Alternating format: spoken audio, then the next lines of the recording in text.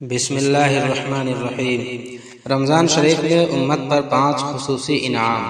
حضرت ابو ہریرہ رضی اللہ تعالیٰ عنہ سے روایت ہے کہ حضرت صلی اللہ علیہ وسلم نے فرمایا کہ رمضان شریف کے متعلق میری امت کو خاص طور پر 5 چیزیں دی گئی ہے جو پہلی امتوں کو نہیں ملی۔